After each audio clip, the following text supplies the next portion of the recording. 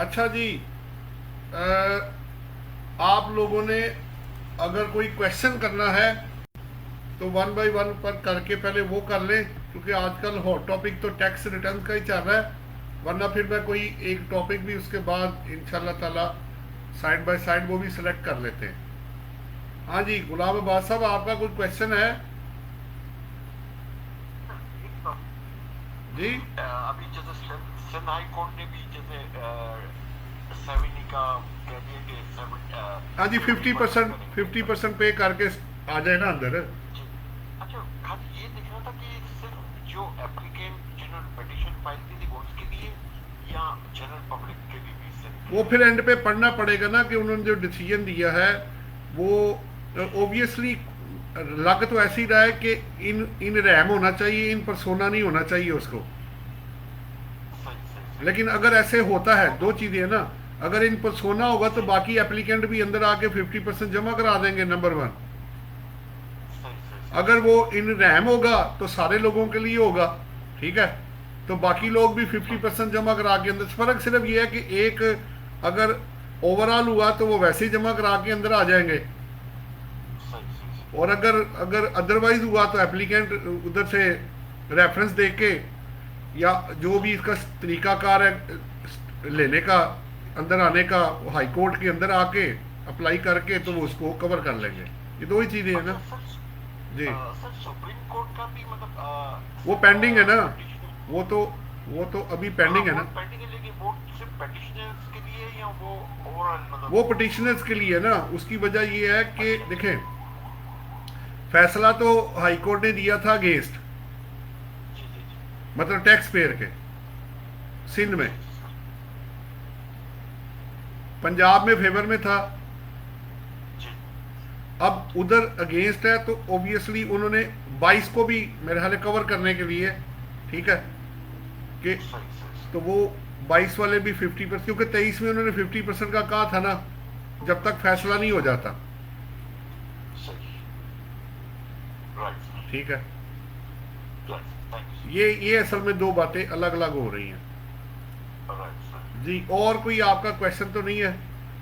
नहीं sir thank तो तो जी, आकिब, आपका कोई क्वेश्चन हो तो आप कर सकते हैं। आकिब, आवाज आ रही है?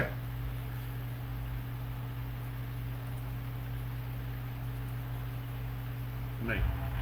अच्छा, चले, उनका कोई मैसेज शायद आ जाए, तो कई दफ़ा उनका सिस्टम काम नहीं कर रहा होता मोबाइल का। हाँ जी, आसिम खान साहब, आपका कोई क्वेश्चन है?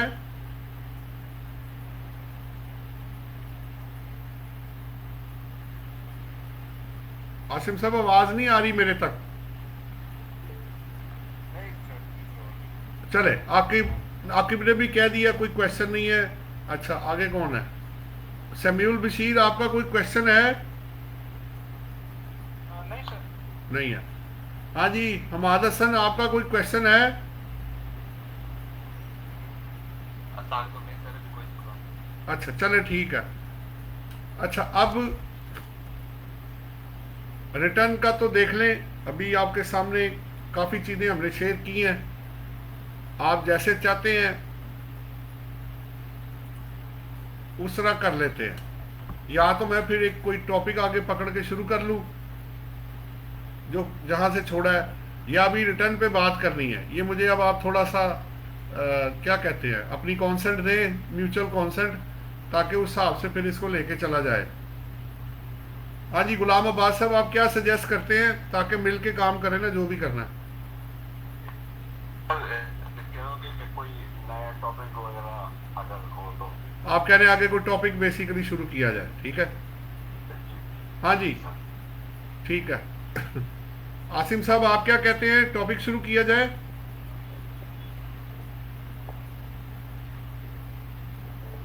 आवाज नहीं, अजीब वो। जी समीउल, आप कुछ कहना चाह रहे हो? आज मैं ऐसा कह रहा था कि टॉपिक शुरू करने से पहले बेबू सर्टिफिकेट की जरा टैक्सेशन जो है बता दें, वो जरा थोड़ा सा उस पर 2-4 मिनट बात करके ना फिर जो भी करना है वो नहीं, कर किस पे बात करना चाह रहे हैं आप? बेबू सर्टिफिकेट की अच्छा, बेबू सर्टिफिकेट पे, हाँ तो ठीक है ना, जो रिटर्न के अंदर आप जितने पॉइंट्स हैं वो आप साथ साथ बिल्कुल शेयर कर सकते हैं। देखिए बात ये हो रही है बेबू सेविंग सर्टिफिकेट में कि पहली बात तो ये है कि जो बेबू सेविंग सर्टिफिकेट है वो किसको इशू होते हैं, कौन करता है, फिर उसकी विद होल्डिंग का क्या सिलसिला है, और अल्टीमेटली जो रेसिपिएंट है वो क्या करेगा। पहली बात तो ये है कि बेबू सर्टिफिकेट्स जो 60 प्लस एज के होते हैं लोग, उन लोगों को नेशनल सेविंग सेंटर वाले इशू करते हैं। अगर आपका NIC ये शो कर रहा है, जब आप लेने जाएंगे उनके पास से कि हमें बेबू सर्टिफिकेट दे दें, तो सबसे पहले वो आपका वैलिड CNIC चेक करेंगे। अगर आपकी एज 60 या 60 प्लस है तो फिर आपको वो बेबू सर्टिफिकेट के आप एंटाइटल्ड है, अदरवाइज वो आपको बेबू सर्टिफिकेट या पेंशनर अकाउंट आपका वो नहीं खोला जाएगा, या पेंशन सर्टिफिकेट है वो भी वो देते हैं। दूसरी बात यह है कि जो उस पर प्रॉफिट होगा जितना भी होगा वो as compare to the special saving certificates वो ज़्यादा होगा, या रेगुलर इनकम सर्टिफिकेट 1%, 1.5%, 2% का, या जितना भी फ़र्क होगा वो एज कंपेयर टू, अगर नॉर्मल रेट 20% है तो इनको 21, 22, 21.5%, 21 प्लस ही मिल रहा होगा। फिर जब इनको प्रॉफिट दिया जाता है तो एक बेनिफिट दिया जाता है, वो ये कि जो प्रॉफिट इनको आएगा उसके ऊपर वो विद होल्डिंग टैक्स की प्रोविजन अप्लाई नहीं होंगी। वो सेकंड शेड्यूल पार्ट 4 का क्लॉज है जिसमें उन्होंने लिखा हुआ है कि महबूब सर्टिफिकेट के ऊपर विद होल्डिंग प्रोविजन अप्लाई नहीं होंगे। 4 पॉइंट हो गए। फिर अल्टीमेटली जब भी इनको प्रॉफिट मिलता है या अकाउंट में क्रेडिट होता है तो फिर क्या होता है कि इनकी इनकम बन जाती है। फर्ज करें एक बंदे को मिल गया 10 लाख रुपए, अब फिर आगे एक और रिलीफ इनको दिया गया मजीद। एक तो काटा नहीं टैक्स, रेट भी ज़्यादा मिला, और तीसरा एडवांटेज ये मिलेगा कि इस पे मैक्सिमम रेट 5% होगा। ये भी जो 2023 की आप रिटर्न फाइल करेंगे, और मिनिमम ये 0 हो सकता है। फर्ज करें एक बंदे को मिला ही 6 लाख रुपए प्रॉफिट है, अगर मैं इसका 5% कैलकुलेट करूं तो वो 30,000 रुपये बनता है, और अगर मैं इसका नॉर्मल टैक्स निकालूं तो वो बनेगा 0, क्योंकि 6 लाख रुपए तक 0% टैक्स है। अब 6 लाख के ऊपर 5% नॉर्मल स्लैब या 5% विच एवर इज लोअर, ये एक बड़ा अच्छा रिलीफ जो है वो इनको दिया गया है। प्लस लिमिट के ऊपर चेक एंड बैलेंस उन्होंने रखा हुआ है। अभी मुझे पता चला था पहले 50 लाख थी, अब 75 लाख हो गया है या 1 करोड़ हो गया है, जितना भी हुआ है तो वो इसको इस तरह लेके चला जाता है। अब रिटर्न के अंदर अब अगली बात यह है कि अगर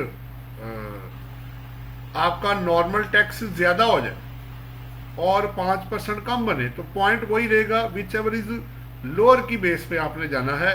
ये बेसिकली आपका जो एक विद होल्डिंग नहीं होनी सेकंड शेड्यूल पार्ट 4 की वजह से, और दूसरा रिड्यूस रेट है आपका सेकंड शेड्यूल पार्ट 2 या 3 में जो रिड्यूस या रिडक्शन वाला जो है उसके अंदर उन्होंने 5% जो मैक्सिमम इनका दिया हुआ है। तो ये डबल बल्कि ट्रिपल मैं तो कहता हूँ इनको बेनिफिट दिया जाता है सीनियर सिटीजन्स को। बेसिकली नंबर 1 कटेगा नहीं, नंबर 2 और साल के बाद पेमेंट होनी है टैक्स की अगर बनेगा तो, और फिर लोअर साइड पे जाके जो आपका होगा वो आप पे करेंगे। जबकि दूसरे लोग जो है 15% नॉर्मल है उनका, मतलब जो फिक्स है, और अगर नॉर्मल वाला ज्यादा हुआ तो वो नॉर्मल वाला पे करेंगे। ये हायर नहीं, ये लोअर वाला पे करते हैं। ये कुछ बेनिफिट्स हैं बेसिकली जो under the law senior citizens को थ्रू महबूब सेविंग सर्टिफिकेट्स या स्पेशल सेविंग सर्टिफिकेट्स या पेंशनर अकाउंट जो है वो दिया जाता है। ये बेसिकली आपके सामने जो है ना कोशिश की मैंने कि इसके पॉइंट्स में कवर करूं। फिर भी अगर कोई आपकी चीज़ रहती है तो आप कर सकते हैं। शबीउल, इज इट ओके या कोई चीज़ रहती है? बस सर आखिरी चीज़ ये है कि अगर आपकी इनकम ऑफ प्रॉपर्टी या इनकम ऑफ सैलरी है और महबूब से भी आपको प्रॉफिट, तो वो उसमें तो लाभ होगा, वो एफडीआर के रेट तो वो तो फिर बढ़ जाएगा काफी। नहीं, देखें बात ये है, उसमें से निकल जाएगा 5%। देखें अगर पहली बात तो ये है कि उन्होंने कहा है कि आप नॉर्मल टैक्स कैलकुलेट कर लें उस पर, ठीक है, या अगर आपका नॉर्मल ज़्यादा बनता होगा तो आपको ऑब्वियसली उस टैक्स में छूट दी जाएगी और उसको बराबर लाया जाए। फर्ज करें नॉर्मल आपका बन जाता है 10 लाख रुपए, जबकि जो आपका 5% है वो है 8 लाख रुपए, तो 2 लाख का आपको टैक्स का बेनिफिट मिलेगा और आपको वो वापस उसी पे लोअर अमाउंट पे लेके आएगा। ये बात हो रही है। रिडक्शन में जाएगा। जी जी, ऐसे ही है, ऐसे ही है, ऐसे ही, क्योंकि मैक्सिमम रेट 5% है ना,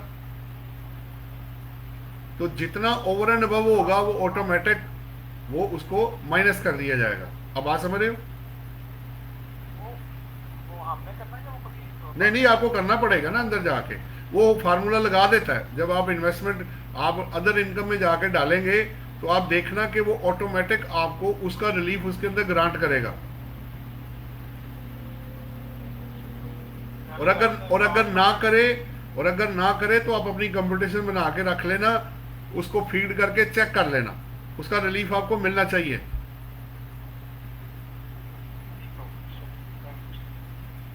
ठीक हो गया? अब आपका मतलब प्रैक्टिकल लाइफ आपके रेलिवेंट जो आपके जो सेकंड शेड्यूल है और सेक्शन 39 है, और फिर अल्टीमेटली आपका जो रिटर्न्स के अंदर है वो आपके पास आ जाएगा सामने। हाँ जी, ठीक हो गया सर। तो उसको फीड करके चेक कर लेना। ठीक है,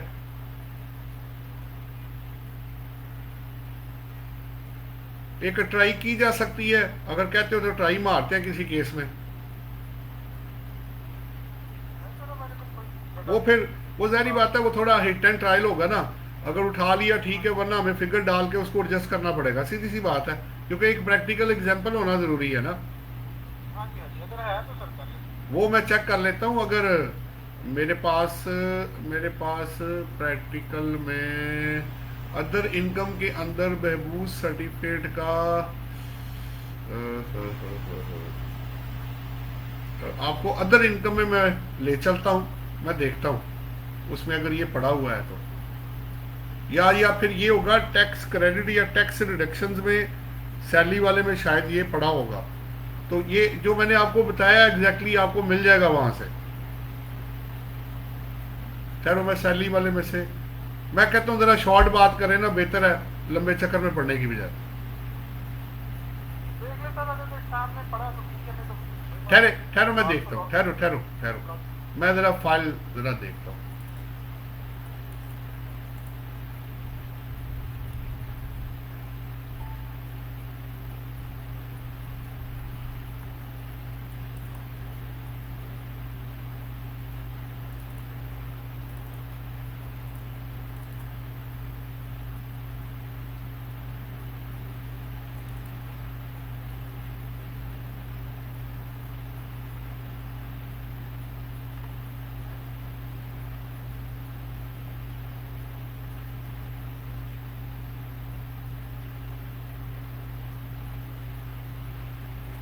ये देखो एक मिला तो है मुझे,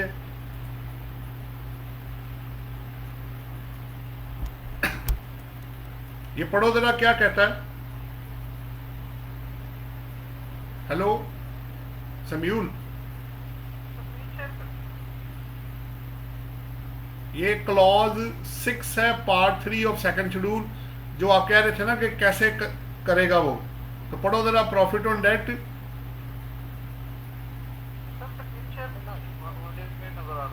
आपको स्क्रीन ही नजर आ रही? अच्छा सॉरी, मैंने आपको शेयर ही नहीं किया, तो नजर कहां से आएगी भाई? एक मिनट,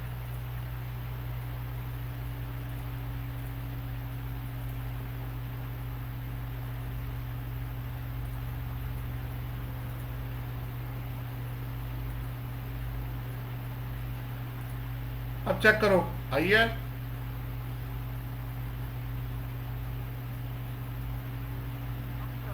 आ गई है? पढ़ो जरा फिर।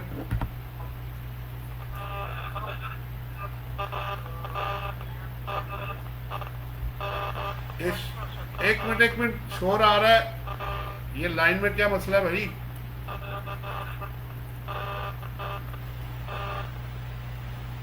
शमीउल तुम्हारी आवाज नहीं आ रही है अभी, तुम्हारी ना नेटवर्क में प्रॉब्लम है, जरा सब्र करो। गुलाम अब्बास साहब आप पढ़ें जरा। शमीउल तुम म्यूट कर दो। हेलो जी जी जी गुलाम अब्बास साहब बिस्मिल्लाह करें जरा। जी जी प्रॉफिट ऑन डेट, यील्ड और profit on behbood and pensioner certificate or accounts under the national saving scheme are not subject to deduction of tax at source and are chargeable to tax as a total taxable income. मतलब वो normal taxation के अंदर है और उसके पे भी holding tax नहीं होगा। Number 2, This is contrary to all other profit on debts which are subject to deduction of tax at source at the rate of 15%, and the tax on deducted is the maximum X for company. हाँ ठीक है। पहली बात तो ये है कि ये सर्टिफिकेट कंपनी, मतलब कंपनी के लिए ये होता है कि जब उसको प्रॉफिट ऑन डेट आता है तो वो उसका नॉर्मल टैक्सेशन में जाता है, उसका इस तरह का ट्रीटमेंट नहीं है, ये इंडिविजुअल्स के लिए बेनिफिट है। नेक्स्ट जी, As a result thereof, in certain cases where the taxable income falls into a higher tax brackets, the rate of tax on the yield or profit on behbood and pensioner certificate or accounts is more than 5% as applicable on other profit and tax. अच्छा, अब वो क्या होगा, अगर आपकी salary income है, business या otherwise है, तो उसमें ऐड करेंगे तो वो रेट उसको 5% से ज्यादा लग जाएगा।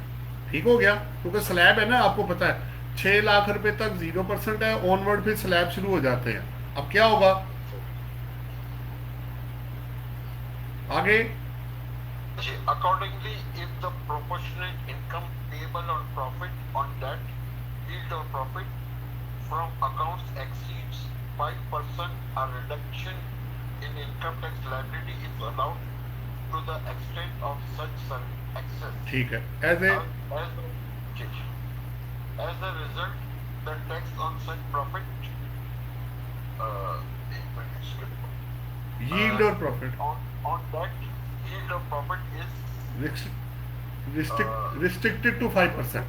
5%. तो इससे बड़ा क्लियर कट आ गया कि क्लॉज 6 है, रेफरेंस आपके पास है, आप जाके चेक कर सकते हैं।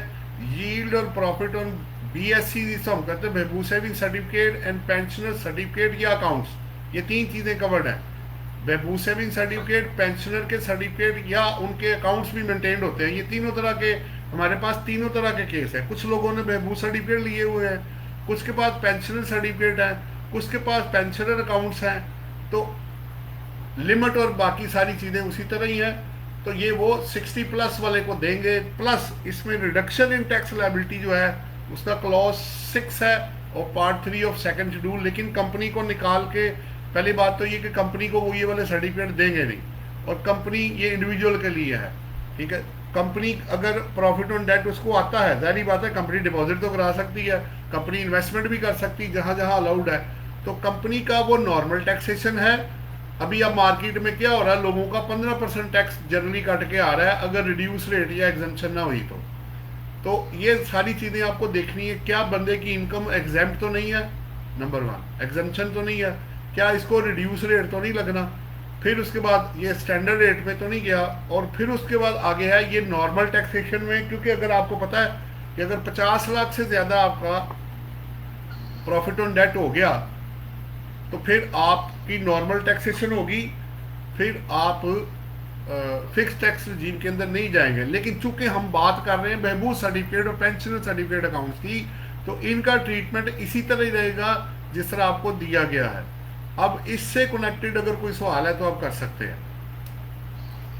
50 लाख वाली लिमिट एप्लीकेबल नहीं होगी। नहीं, क्या कह रहे हैं? 50 लाख वाली लिमिट एप्लीकेबल नहीं होगी। नहीं, 50 वो पैसल में ये होता है कि इसमें इन्वेस्टमेंट करने की अमाउंट लिमिटेड है। अगर आपकी इन्वेस्टमेंट, अगर आपकी अमाउंट ही 50 लाख तक रिस्ट्रिक्ट है तो तुम्हें 50 लाख प्रॉफिट 50 लाख पे कौन देगा? समझ आ रही बात? हेलो, वहाँ भी रिस्ट्रिक्शन लगती है। हाँ जी, इन्वेस्टमेंट ही रिस्ट्रिक्टेड है ना। जब इन्वेस्टमेंट रिस्ट्रिक्टेड हो गई, 25 मिलियन की इन्वेस्टमेंट हो, 20% का रेट ऑफ इंटरेस्ट हो, तो तब 50 लाख बनता है। ऐसे ही है। हाँ जी, ऐसे। तो जब अमाउंट ही 50 लाख या 75 लाख या 1 करोड़ तक रिस्ट्रिक्टेड है, तो इतना प्रॉफिट आपको कौन देगा? समझ आ रही बात? हाँ जी, वो जाने नहीं देंगे ना। वो ऊपर जाने ही नहीं देगा आपको। फिर उसके अलावा आपको रेगुलर इनकम या स्पेशल या डिफेंस सेविंग सर्टिफिकेट या कहीं और इन्वेस्टमेंट करनी पड़ेगी। इससे ज्यादा वो आपको करने नहीं देगा। हाँ जी, इज इट ओके जी? हाँ जी सर। हाँ जी, किसी और का, आसिम साहब या किसी और का कोई सवाल हो तो वो आप कर सकते हैं।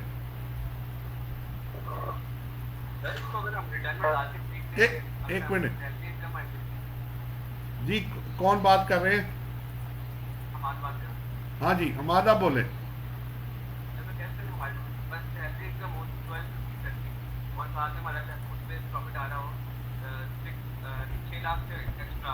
हाँ,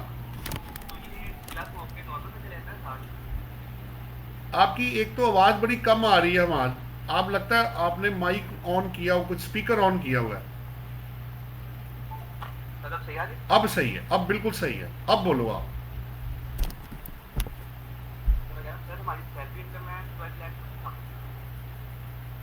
सैलरी इनकम है आपकी, फिर? अच्छा अच्छा, तो फिर आप अपनी इनकम में ऐड करके टैक्स कैलकुलेट कर लेंगे।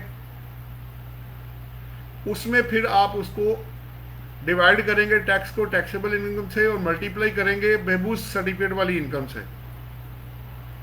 अगर वो 5% से ऊपर चला गया, ठीक है, तो फिर उसको रिस्ट्रिक्ट कर दिया जाएगा, इतना आपको रिडक्शन मिल जाएगी। यही अभी आपको क्लॉज 6 मैंने आपको दिखाया पार्ट 3 का, कि आपको वो फर्ज करें आपको रेट लग गया 12%, उस इनकम पे जो आपने महबूब सर्टिफिकेट से या पेंशनर सर्टिफिकेट या पेंशन अकाउंट से कमाई,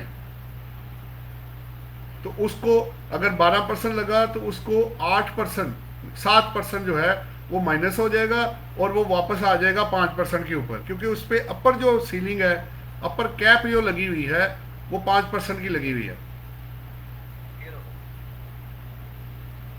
और यही रिटर्न में वो करता है।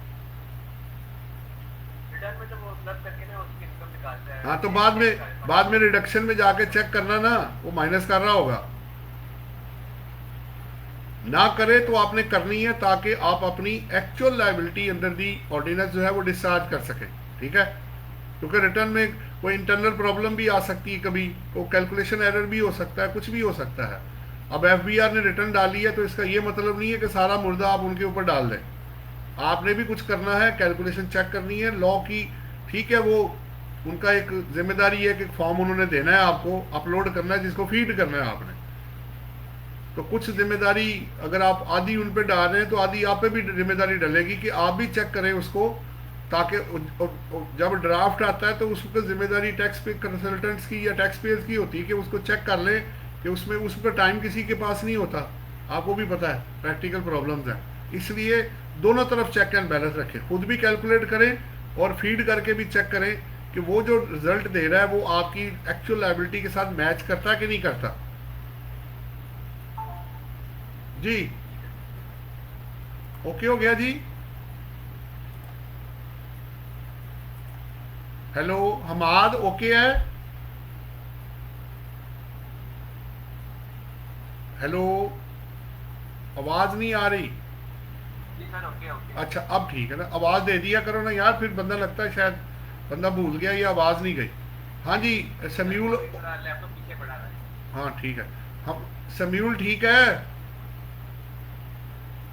वो सर इसमें वैसे ही है ना, जैसे फॉरेन टैक्स क्रेडिट का शेयर निकालते हैं। हाँ जी आप, हाँ जी आप कह सकते हैं, आप कह सकते हैं, लेकिन उसका लेकिन वो ठीक है टैक्स, लेकिन इसके टैक्स कैलकुलेट करने का तरीका अपना है। ठीक है ना, ये जरा देख लेनी है ये टैक्स क्रेडिट ही टैक्स रिडक्शन है बेसिकली। ये टैक्स क्रेडिट, क्योंकि टैक्स क्रेडिट के अंदर टैक्स रिडक्शन भी शामिल होती है। टैक्स क्रेडिट में जो पेड किया है, रिडक्शन हुई है, ठीक है। डिडक्टेबल अलाउंस तो खैर आपका टोटल इनकम में से माइनस होता है, ठीक है। तो टैक्स क्रेडिट जो है उसमें रेट पर्पज के लिए जो ऐड हुआ है या लायबिलिटी कैलकुलेट करने के लिए एक्चुअल, तो उसको उस हिसाब से आपने देखना है। जो उसके अंदर उन्होंने जो मेथडोलॉजी उन्होंने आपको बताई हुई है वो आपको अडॉप्ट करनी पड़ेगी। हाँ जी, हाँ जी, किसी और का कोई क्वेश्चन है या आगे चले?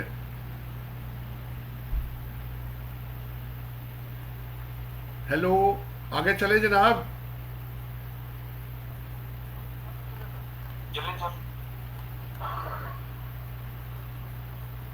अच्छा जी, अब हम लोगों ने, मेरा जहाँ तक मुझे याद पड़ता है, हमने बिजनेस इनकम के जो एक्सपेंसेस नॉट एडमिजिबल थे, एडमिजिबल और नॉट एडमिजिबल, उस पर हमने बात की थी। अगर आपको लोगों को याद है तो मुझे क्लियर कर दें, क्योंकि वहाँ से आप निकलते हैं तो फिर मैं आपको जो सेक्शन 21 था वो मेरा ख्याल है मुकम्मल हो गया था। अगर मैं एक नज़र उसको दोबारा आपको शेयर कर देता हूँ।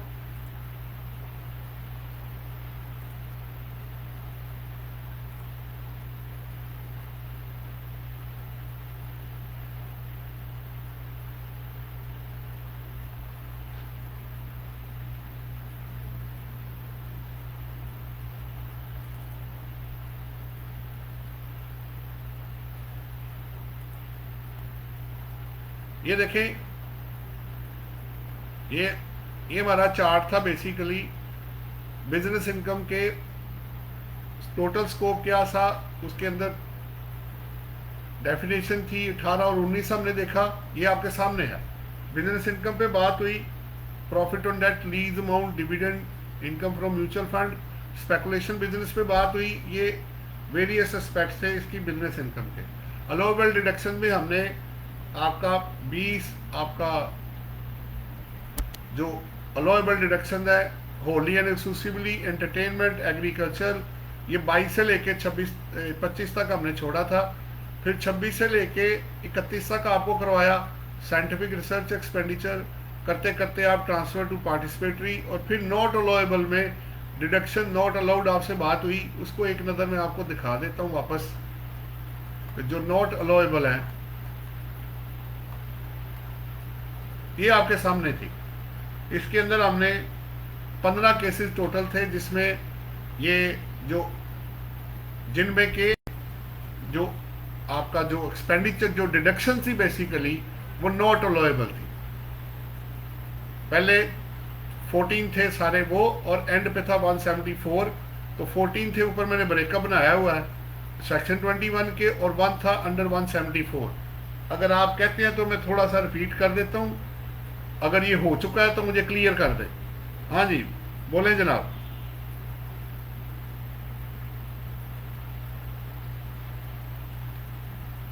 हेलो, क्या सेक्स आपकी आवाज बड़ी कम आ रही है। मैं कह रहा हूँ जितने क्लॉजेस हैं दो मिनट के लेके तो बात। चलें, मैं आपको, मुझे पहले फिर कर लेने दे, फिर मैं आपको मौका दूंगा, आप सवाल कर लीजिएगा। सबसे पहला है ओवरऑल व्यू, मैं आपको दे देता हूँ। पहले तो ये सेक्शन, 2 सेक्शन है 21 और 174, मैंने जानबूझ के मिलाया ताकि आपको कलेक्टिवली समझ आ जाए कि कहाँ कहाँ एक्सपेंडिचर जो है आपके डिडक्शन जो है नॉट अलाउएबल है, एक्सेप्ट एज अदरवाइज प्रोवाइडेड। अगर ऑर्डिनेंस में है तो कोई भी डिडक्शन आपको नहीं मिलेगी बिजनेस इनकम को अर्न करने के लिए। पहला तो ये पॉइंट है, फिर मैं और भी चीज़ें इसमें शेयर करूंगा वो बाद में। तो बिजनेस इनकम कमाने के ये सारे प्रिंसिपल जो आप इसमें यहाँ लगाएंगे, ये सेम प्रिंसिपल आपके सैलरी इनकम को निकाल के आपकी property income, capital gain, other sources, ये उन पे भी सेम प्रिंसिपल इसी तरह ही अप्लाई होंगे जहाँ एप्लीकेबल होगा। ये आपने ज़हन में रखना है, जब रिस्पेक्टिव सेक्शन में आपको पढ़ाऊंगा तो ये सारे प्रिंसिपल उधर भी अप्लाई होने हैं डिडक्शंस के ऊपर। पहला है जी, अगर आप अपने प्रॉफिट पे कोई टैक्स चार्ज फॉरेन कंट्री में या पाकिस्तान में पे करते हैं तो वो आप income tax as a expense या चार्ज आपके प्रॉफिट के अगेंस्ट, जो अप्रोप्रिएशन आइटम है, डिविडेंड आप दे देते हैं, जनरल रिजर्व को ट्रांसफर करते हैं, तो वो आप एज ए एक्सपेंस क्लेम नहीं कर सकते। अगर आप रिटर्न के अंदर जाएंगे तो आप प्रॉफिट भी बिफोर टैक्स ही दे रहे होते हैं और आफ्टर और टैक्स को एज ए डिमिजिबल एक्सपेंस, ये पहला पॉइंट यही है सेक्शन 21 का, कि वो आपको income tax as a expense allow नहीं करते। लेकिन इसकी एक्सेप्शन ज़रूर है, वो मैं आपको बता देता हूँ। अगर आपने प्रॉपर्टी टैक्स, प्रोफेशनल टैक्स, ठीक है, अगर आप पे कर रहे हैं अपनी बिजनेस से कनेक्टेड प्रॉपर्टी पे कि या प्रोफेशन पे जारी बात दे रहे हैं, तो वो आप एक्सपेंस क्लेम कर सकते हैं। या वो टैक्सेस जिनका इनपुट नहीं मिलता या जो रिफंड नहीं होता या एडजस्टेबल नहीं होते, वो कॉस्ट का हिसाब बना सकते हैं। जैसे एग्जाम सप्लाई करते हैं तो जो इनपुट आप पे करेंगे वो आपकी कॉस्ट का हिस्सा बन जाएगा। अगर आपने इससे कनेक्टेड कोई सवाल करना है तो आप कर सकते हैं, पहले पॉइंट से कनेक्टेड। हाँ जी, किसी का कोई सवाल हो?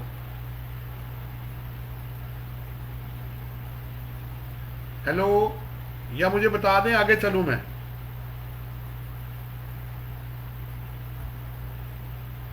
हेलो, आवाज आ रही है जी? सर आ रही है, चलिए। तो पहला पॉइंट क्या है आपके पास?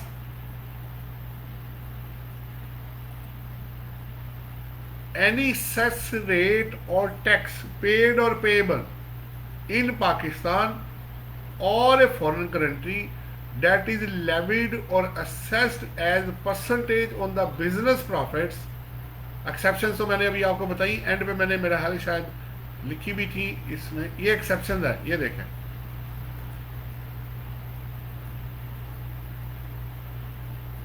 ये बिल्कुल ठीक है कि ऑल्दो आप ये सारे नहीं मिलेंगे, however यहाँ मेन चीज है, WWF and WPPF are payable on profit but the same are specifically allowed as deductible allowance under section 60A and 60B। और प्रोफेशनल टैक्स भी मैंने आपको बता दिया और प्रॉपर्टी टैक्स भी बता दिया। अगर आपके बिजनेस के ऊपर होगा तो उसकी एक्सेप्शंस भी मैंने आपको दे दी। इसको हर टैक्स को बीच में मत कवर कीजिएगा, ये तमाम टैक्सेस नहीं है, ये वो वाले जो कि परसेंटेज प्रॉफिट के ऊपर बेस कर रहा है, असेस्ड, ये उसकी बात कर रहा है। तो इनकम टैक्स में वो इनकम टैक्स की बात कर रहा है। अगर आपको याद हो तो पहले वेल्थ टैक्स भी होता था, वो भी अगर आपको अलाउएबल एक्सपेंडिचर नहीं अलाउ होगा या एडजस्टमेंट नहीं मिलेगी तो उसको भी कॉस्ट का आप एलिमेंट बना सकते थे, लेकिन चूंकि वहाँ एडजस्टमेंट मिलती है तो वो एक सेपरेट टॉपिक हो जाता है। बहरहाल WWF, WPPF यानी workers welfare fund, worker profit participation fund, फिर आपका प्रोफेशनल टैक्स, फिर आपका जो अल्लाह भला करे प्रॉपर्टी टैक्स जो बिजनेस से कनेक्टेड होगा वो आपको एज ए, और मैं रिटर्न में क्लेम भी करता हूँ, मैं प्रोफेशनल टैक्स भी पे कर रहा हूँ, प्रॉपर्टी टैक्स भी पे कर रहा हूँ, वो दोनों मैं बिजनेस में एज ए एक्सपेंस क्लेम कर रहा हूँ। जो मैं घर वाला नहीं भाई, दफ्तर वाला जो जहाँ बिजनेस कर रहे हैं उसकी बात हो रही है। कोई क्वेश्चन है तो आप कर लें।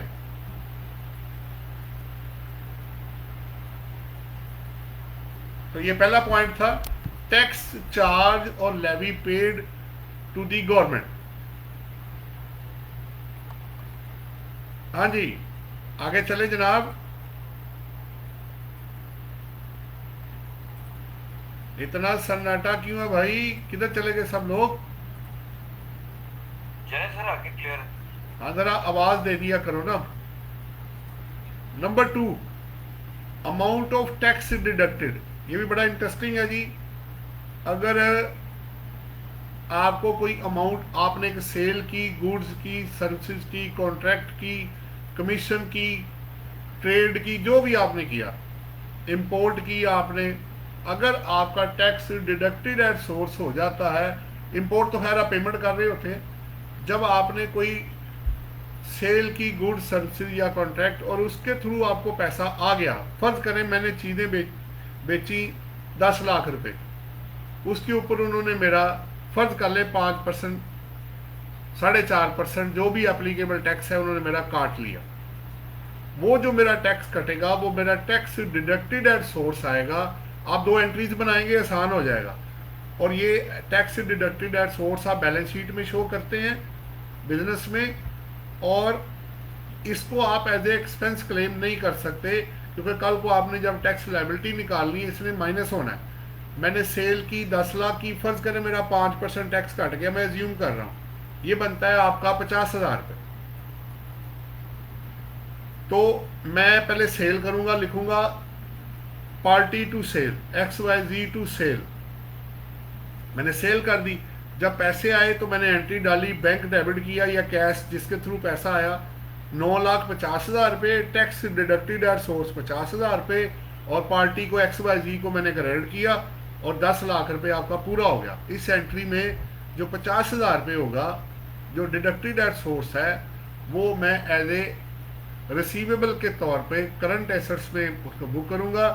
वो एज ए एक्सपेंस में क्लेम नहीं कर सकता, आल्दो के डेबिट बैलेंस होगा, क्योंकि ये एडजस्टेबल है। जी, आपका कोई इससे कनेक्टेड सवाल हो तो आप कर सकते हैं। मैंने आपको डबल एंट्री करके और उसका इफेक्ट भी आगे कहाँ लेके जाना है आपको शो कर दिया। हाँ जी सर इसमें मेरा सवाल है जी। कि अगर पार्टी ने आपका टैक्स काट दिया और आपको चालान नहीं दिया, तो फिर आपको क्या करना पड़ेगा? हाँ, अच्छा सवाल है आपका। अब बात यह है, देखिए अगर आपकी पार्टी ने, देखिए 2 चीज़ें मुख्तलिफ है। पहली बात तो ये है कि ये आपका एक्सपेंस तो बन नहीं सकता। अब 2 चीज़ें हैं ना, पहली बात तो ये कि उसे आप CPR या चेक की जो पेमेंट की है या जो भी है उसका प्रूफ पहले ले लें। अगर वो आपको दे देता है तो आपको क्रेडिट मिल जाएगा, लेकिन अगर ये पेमेंट ना हुई, अगर मतलब जिस पार्टी ने पैसे काटे हैं वो जमा नहीं कराए, तो वो पैसों का क्रेडिट आपको नहीं मिलेगा।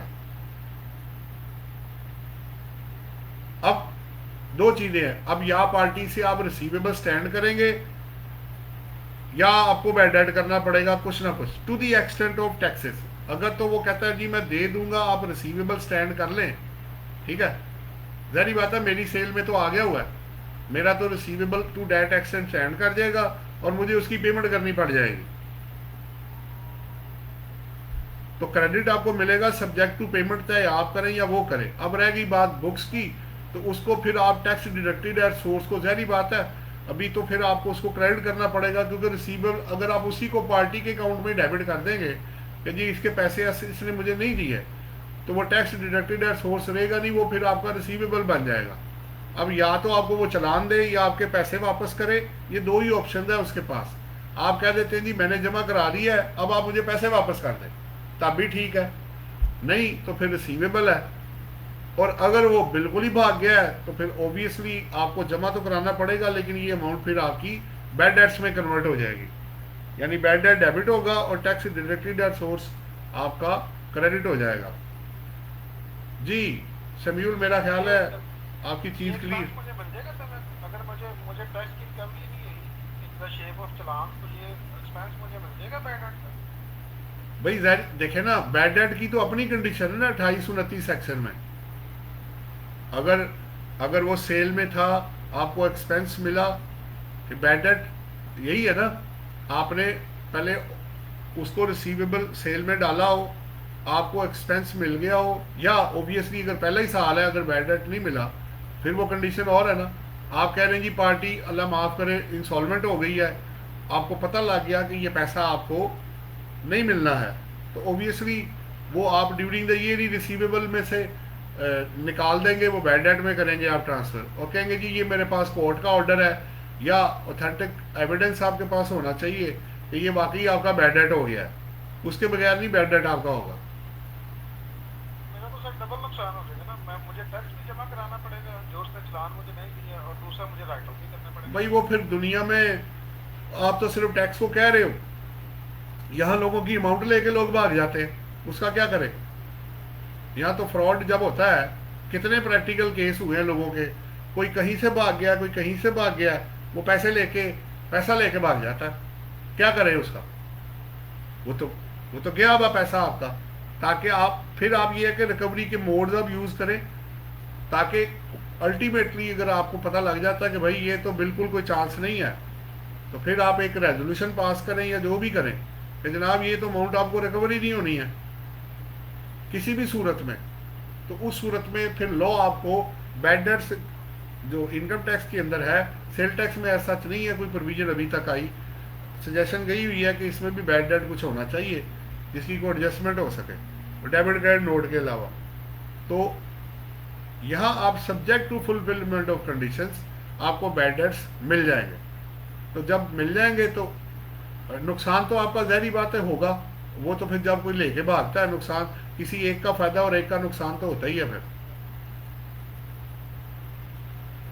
जी एनी फर्दर क्वेश्चन जी? Amount of tax deducted at source पे।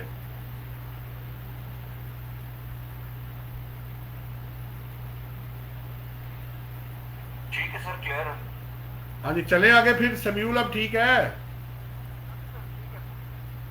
ये तीसरा आप एक नज़र पढ़े, मैं ज़रा पानी का एक गिलास ले आऊँ, आप ज़रा एक नज़र स्टडी करें, मैं 1 मिनट में आ रहा हूँ।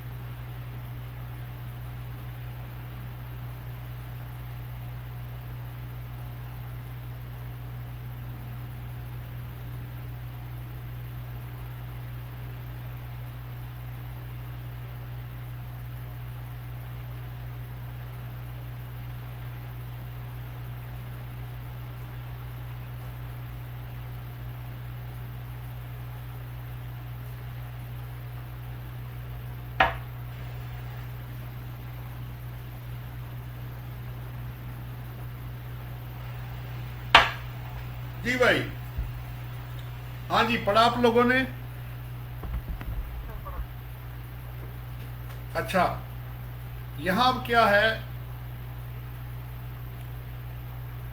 अब पहली बात तो ये various expenditures payments without deduction of tax. ठीक है, आपने पहला प्रिंसिपल क्या है कि कोई भी एक्सपेंडिचर जब तक, अगर आप विद होल्डिंग एजेंट हैं, 2-3 पॉइंट्स सीरियल बना लेते हैं। नंबर 1, अगर कोई एक्सपेंडिचर की आपने पेमेंट की, नंबर 1। नंबर 2, उस पे अगर आप विद होल्डिंग एजेंट हैं, नंबर 2। नंबर 3, तो फिर आपने उस पे टैक्स काट के, ठीक है, चाहे वो सैलरी है, एक्सपेंडिचर, क्योंकि एक्सपेंडिचर एक ब्रॉडर टर्म है जिसमें परचेजेज भी है, सैलरी भी है और all other expenses, goods services contract सब शामिल है इसके अंदर। अच्छा, फिर क्या हुआ, अगर मैं सैलरी पे टैक्स नहीं काटूंगा, अगर बनता था डिसलो हो जाएगा। परचेजेज पे करता हूं, पहला प्रिंसिपल, या एक्सपेंसेस, प्रिंटिंग है, स्टेशनरी, ऑडिट फी, अदरवाइज जो भी एक्सपेंडिचर है, अगर आप उस पर टैक्स नहीं काटते तो वो एक्सपेंडिचर आपका डिसलो हो जाएगा, नंबर 1। नंबर 2, फिर उसकी पेमेंट होना ज़रूरी है। अगर आप पेमेंट ही नहीं करते या आप विद होल्डिंग एजेंट ही नहीं है, तो फिर आपको ये जो क्लॉज है, ठीक है, इस सेक्शन का जो क्लॉज है, ये आपको हिट नहीं होगा। फिर अगला पॉइंट ये है कि आपने अगर परचेज की है, क्योंकि परचेज में वो जब सारी परचेज ही डिसलो कर देते थे तो पता लगता था कि वो प्रॉफिट जो है वो सेल के बराबर पहुंच गया, मतलब पीछे मिलेगा फिर क्या। मेजर चीज़ आपको पता, जब कोई बंदा बिजनेस कर रहा होता है, सेल परचेज में स्पेशली जो इंडल्ज होता है, अगर आप उसकी परचेजेज ही सारी डिसलो कर दें, सेल मेरी 10 मिलियन की, परचेजेज मेरी 8 मिलियन की, तो मेरा तो प्रॉफिट किधर का किधर पहुंच जाएगा। तो फिर मैंने बेचा क्या था, अगर ये सुप्रीम कोर्ट में और आगे जाके भी ये सवाल हुए, हाई कोर्ट में भी, ट्राइब्यूनल में भी, अगर आप मेरी सारी परचेज ही डिसलो कर देते हैं, ठीक है मेरे पास रसीद कोई नहीं है, एक बात है, अगर तभी ये लिमिट लगी है, तो फिर उन्होंने कहा जनाब फिर मैंने बेचा क्या था, तो उन्होंने क्या किया कि उसको लिमिट लगा दी कि अगर आप रॉ मटेरियल जो भी परचेज करेंगे या फिनिश गुड्स जो भी आप खरीदेंगे, उसके 20% से ज़्यादा आपकी परचेजिंग डिसलो नहीं हो सकती। जबकि बाकी एक्सपेंडिचर में अगर आप नहीं काटेंगे तो हो सकता है वो सारा डिसलो हो सकता है, लेकिन परचेज चूंकि एक मेजर पार्ट होता है, उसके बगैर चीज़ बिक नहीं सकती। अगर खरीदी नहीं तो फिर बेचा क्या था आपने। तो उन्होंने 20% की लिमिट लगा दी परचेजेस के ऊपर। और आखिरी बात यह है कि अगर टैक्स चाहे आप जमा कराएं या रेसिपिएंट जमा करा दे, तो दोनों सूरतों में टैक्स पेड ही समझा जाएगा, क्योंकि इस क्लॉज की कंप्लायंस करना बहुत ज़रूरी है जहां एप्लीकेबल होगा। अब अगर आपने कोई सवाल करना है तो वो मेरे साथ कर लें।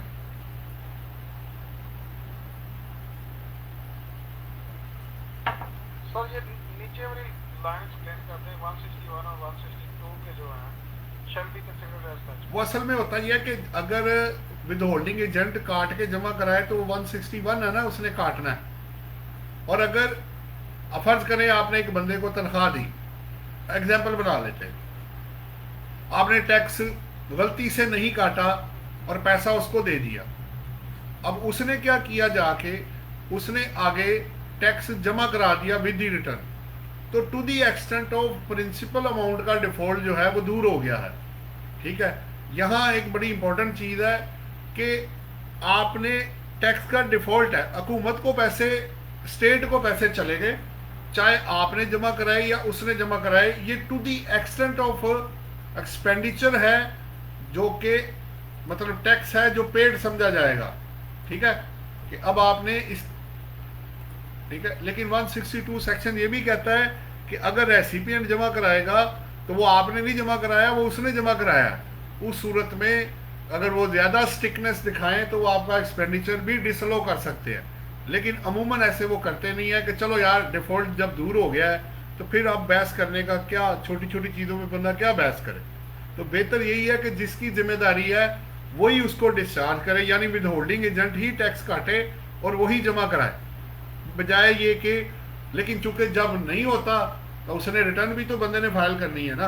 वो क्या करेगा, अगर मेरी सैलरी पे टैक्स नहीं काटा आपने और मेरी लायबिलिटी निकल आई है या जमा नहीं कराया, तो क्रेडिट कैसे मुझे मिलेगा? फिर मुझे उसकी पेमेंट करवानी पड़ेगी ताकि मैं अपनी रिटर्न को सिक्योर कर सकूं। जी, अब आपका कोई क्वेश्चन हो तो आप कर सकते हैं। ठीक हो गया सर। सर इसमें एक ज़माने में वो फार्मास्यूटिकल वालों पे वो 5% 10%, वो आगे है, वो इसमें नहीं है, वो अलग है, वो आगे जाके आएगा। Okay sir. वो ये अलग चीज़ है, वो अलग चीज़ है। वो उनकी जो डिस्ट्रीब्यूशन और मार्केटिंग एक्सपेंसेस हैं उसके ऊपर लिमिटेशन है, ये और चीज़ है। ये आपके एक्सपेंडिचर पे लिमिट नहीं लगा रहा, ये कह रहा है कि जहां आपने एक्सपेंडिचर करना है, अगर आप विद होल्डिंग एजेंट हैं और आपने पेमेंट की है, तो आपको उस पेमेंट के ऊपर जो एक्सपेंडिचर है, गुड्स का, सर्विसेज का, कमीशन का, व्हाटएवर जो भी आप एक्सपेंडिचर बेसिकली कर रहे हैं, आपने टैक्स काट के उसकी पेमेंट करनी है। और अगर आपने टैक्स ना काटा और आप विद होल्डिंग एजेंट हुए और पेमेंट हुई और डिफॉल्ट एस्टेब्लिश हो गया, तो वो एक्सपेंडिचर आपका डिसअलाउ कर दिया जाएगा। ये बेसिकली बात हो रही है। जी जनाब,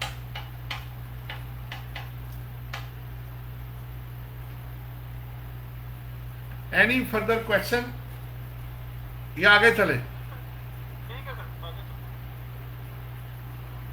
चौथा, एंटरटेनमेंट एक्सपेंडिचर। जी, इस सारे को आप पढ़ेंगे, पहले वो डायरेक्टली आपके बिजनेस से कनेक्टेड होना चाहिए, चाहे वो आउटसाइड पाकिस्तान है, पाकिस्तान के अंदर या फॉरेन कस्टमर्स हैं, सप्लायर्स हैं, मीटिंग ऑफ शेयर होल्डर है, एजेंट्स हैं, डायरेक्टर्स हैं, एम्प्लॉइज हैं, ओपनिंग ऑफ ब्रांचेज है, और जो कुछ आप इनकम कर रहे हैं उसमें मील रिफ्रेशमेंट एंड रीजनेबल जो लेयर फैसिलिटीज है as per norms and custom of the business in Pakistan, वो एंटरटेनमेंट एक्सपेंडिचर, ये रूल 10 है, वही जो मैंने आपको अभी दिखाया था, पीछे दिखा देता हूँ।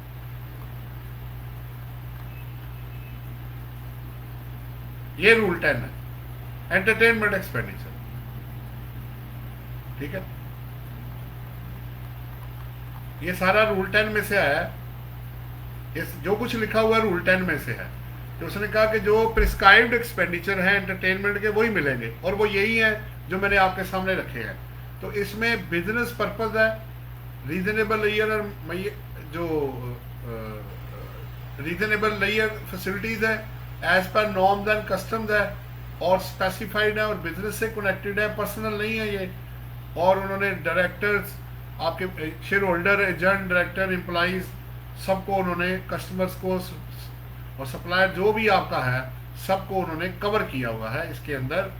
अब ये एक इंडिपेंडेंट कंडीशन है कि एंटरटेनमेंट के लिए आपको इस क्लॉज की प्री कंडीशंस को, इस रूल की बेसिकली 10 की प्री कंडीशंस को मेट करना लाजमी होगा, वरना एंटरटेनमेंट एक्सपेंडिचर आपका डिसअलाउ हो सकता है। जी जनाब, कोई क्वेश्चन है तो आप कर सकते हैं।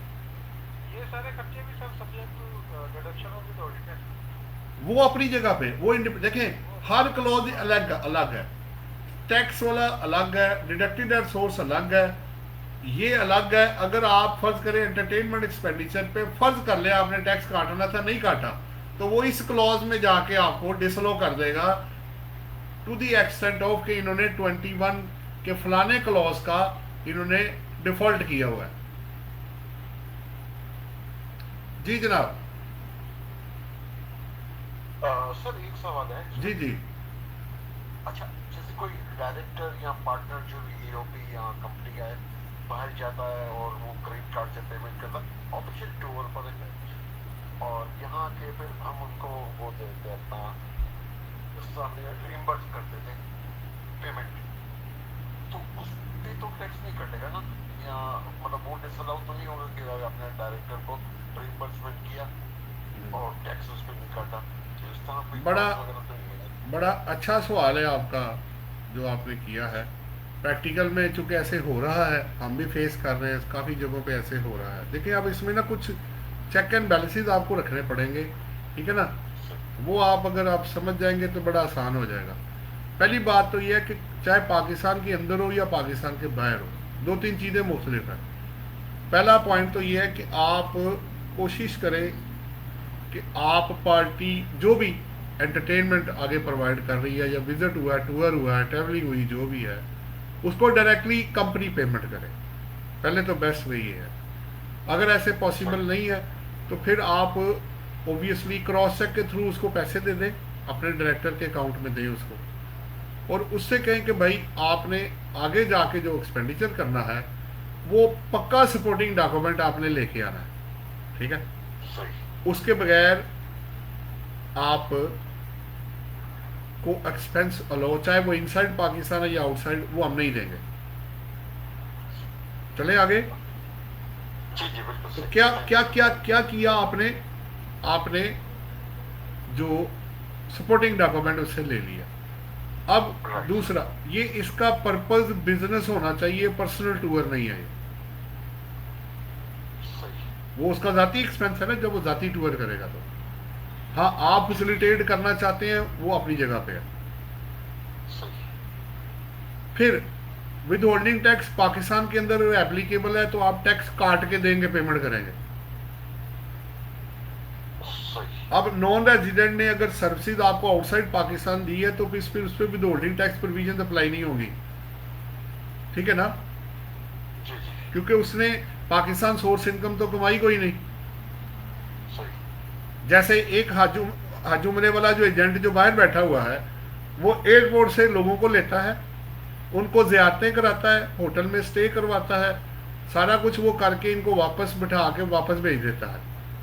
अब उसको जितने पैसे मिले हैं, ये भी प्रैक्टिकली ये केस आ गया था किसी बंदे के साथ कि 5 करोड़ रुपए की पेमेंट होगी बाहर, ठीक है, तो नोटिस इशू हो गया जी, आपने इस पे 20% टैक्स काटना था, payment to non resident tax नहीं काटा, ठीक है। फिर उनसे जो हमने उनको जवाब दिया, जिन्होंने ये सवाल किया, उनको ये जवाब दिया कि भाई बात सुने, उसने सर्विसेज रेंडर्ड की आउटसाइड पाकिस्तान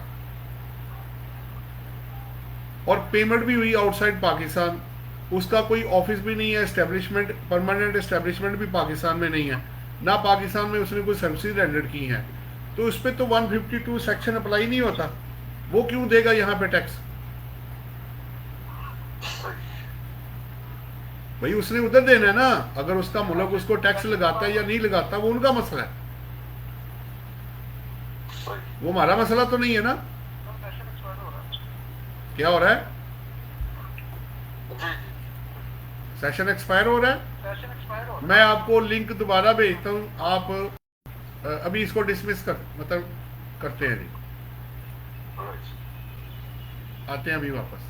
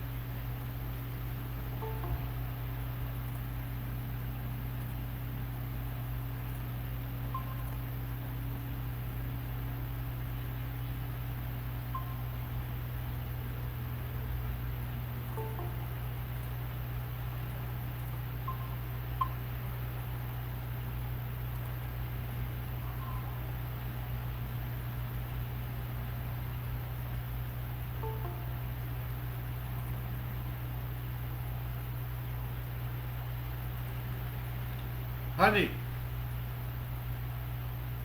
हाँ जी सर। क्या बात हो रही थी? तो ये बात शुरू हुई कि अगर डायरेक्टर जो है वो डायरेक्टली हाँ जी, हाँ जी, तो वो मैंने आपको देखे ना, और टैक्स देखे ना, मैंने आपको बड़ा क्लियर कर दिया कि अगर दो तीन चीजें मैंने आपको बताई। नंबर वन, कोशिश करें कि डायरेक्टली पेमेंट आप करें, क्योंकि सारी बात है आगे क्रॉस चेक वाली भी कंडीशन आनी है कि आपके बिजनेस अकाउंट से निकल के दूसरे के बिजनेस अकाउंट में जाना चाहिए, ठीक है। हम एक्सेप्शन फिर उसमें देंगे कि जी हर जगह पे ड्यू टू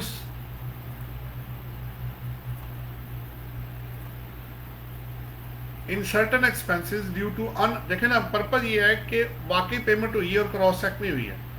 फिर हम यही करेंगे कि पहले तो हम करें, नहीं कर सकते तो हम उसको एग्रीमेंट आपस में कर लेंगे कि हम इतने पैसे आपको देंगे, ठीक है, और आपने भी आगे क्रॉस चेक के थ्रू ही उस पार्टी को ट्रांसफर कर रहे हैं, या हमें कह दीजिएगा, हम उसको कोशिश करेंगे ऑनलाइन किसी तरह, क्योंकि बाहर पेमेंट भिजवाने के लिए फिर आपको पता है, आपको फिर स्टेट बैंक की अप्रूवल चाहिए होती है ना कि पैसा क्यों बाहर जा रहा है, आप बाहर क्यों भेज रहे हैं पैसा। आने पे तो चलो आसानी है कि पाकिस्तान में आ रहा है, लेकिन जाते वक्त फिर लिमिटेशंस भी हैं, डेबिट क्रेडिट कार्ड भी हैं, वो अपनी जगह पे है, बाकी चीज़ें भी हैं। तो कोशिश ये करनी है कि किसी तरह कोई ऐसा मतलब ट्रांजैक्शन हम ना कर दें जो कल को डिसलो होने का खतरा पैदा हो जाए, फिर आपको पता फिर इनकम बढ़ जाती है, टैक्स लगने के चांसेस बढ़ जाते हैं। तो हम फिर यही कहेंगे कि जनाब इसमें एक स्पेशल अरेंजमेंट किया गया जिसमें हमने उनको क्रॉस चेक के थ्रू पैसे दिए, उन्होंने आगे क्रॉस चेक के आगे ट्रांसफर किया है। तो इस वजह से इनसाइड पाकिस्तान में तो बिल्कुल चेन तोड़े आप, वो सारी पेमेंट्स आप ही करें, चाहे बंदा जहां भी आ रहा है पाकिस्तान में। पाकिस्तान के बाहर चले कुछ बात समझ आती है किसी हद तक कि आप उसमें जो सर्टन एक्सेट तक आप जो कर सकते हैं, लेकिन उसमें भी लॉ करता है कि अगर आप एजुकेशन के हैं, मेडिकल के हैं, होटलिंग के बिल हैं, उसमें भी स्टेट बैंक या लॉ आपको फैसिलिटेट करेगा कि आप उसको विदाउट टैक्स डिडक्शन के, और जहां पाकिस्तान सोर्स इनकम नहीं है आप उसको दे सकते हैं, क्योंकि स्टेट बैंक अपनी जगह पे है और एफबीआर अपनी जगह पे है। ये आपने नोट करना है, ये दोनों अलग अलग अपनी जगह पे स्टैंड कर रहे होते हैं, तो दोनों को सेटिस्फाई करना है। अब रही बात टैक्सेस की, वो मैंने आपको बता दी कि अगर वो पाकिस्तान में रेंडेड कर रहा होता तो आप टैक्स काटते, तो टैक्स काटने से तो आप बच गए, लेकिन क्रॉस चेक को किसी तरह से अरेंजमेंट करके इस तरह आपको मैट करना पड़ेगा। जी जनाब, पाकिस्तान के अंदर तो है कोई कंप्रोमाइज नहीं है, वो जो भी है वो आप नहीं करना है। पाकिस्तान के अंदर अगर डायरेक्टर जाके हवाई होटल में पेमेंट कर देता है on behalf of company, tax कटा भी नहीं, वो तो होटल के उस में होटलिंग को ना कुछ फूड और स्टे के ऊपर ना कैश के थ्रू भी पेमेंट हो सकती है। 46 या 45 AA या 46 AA क्लॉज है सेकंड शेड्यूल पार्ट 4 का, ठीक है।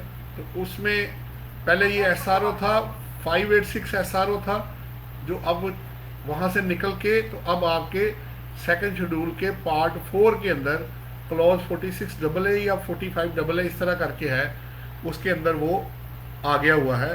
तो उसमें होटल के जो बिल्स हैं फूड के और स्टे के, मेरा ख्याल है उसके अंदर उन्होंने क्रॉस टैक्स काटे बगैर की छूट उन्होंने दी हुई है।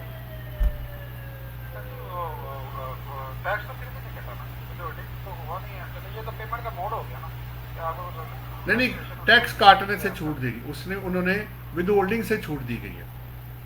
एक्सपेंस पेमेंट इसलिए हो जाएगा क्योंकि पेमेंट तो डायरेक्टर कर रहा है, उसने पूरी पेमेंट करनी है, आप कंपनी ने टैक्स काटा नहीं, आप कंपनी उसको नहीं, टैक्स तो काटना नहीं ना, वो उन्होंने अगर एग्जम्पशन सर्टिफिकेट है या क्लॉज ने छूट दे दी है, टैक्स से तो अब बच जाएंगे। अब बाकी बच गई जो अल्लाह आपका भला करे पेमेंट है, तो वो तो ज़ाहिर बात है अकाउंट से निकली है ना, हम फिर ज़ाहिर बात है उनको बताएंगे कि ये अरेंजमेंट क्या हुआ था। तो कोशिश करें कि वो आप ही करें तो बेहतर है, ठीक है, वरना फिर ओबियसली वो फिर इफ एंड बट जहाँ लग जाता है तो फिर जज भी आपकी इकोनॉमिक कंडीशंस को, आपकी ट्रांजैक्शंस की नेचर को, आपकी टर्म्स एंड कंडीशंस को और स्पेसिफिक सिचुएशन को भी लो ज़रूर चेक करता है। बट कोशिश करें कि जिस तरह मेथडोलॉजी या जो मोड या जो तरीका बताया गया है आप उसी के अंदर रहें, वरना फिर आपको पता लीगल फर्टेनिटी का बंदा उसको पकड़ेगा तो आपके लिए प्रॉब्लम शुरू हो जाएगी। वो कहेगा यार ये तो कोई तरीका नहीं है, हर बंदा फेंकेगा जी मैंने डायरेक्टर के थ्रू पेमेंट कर दी है।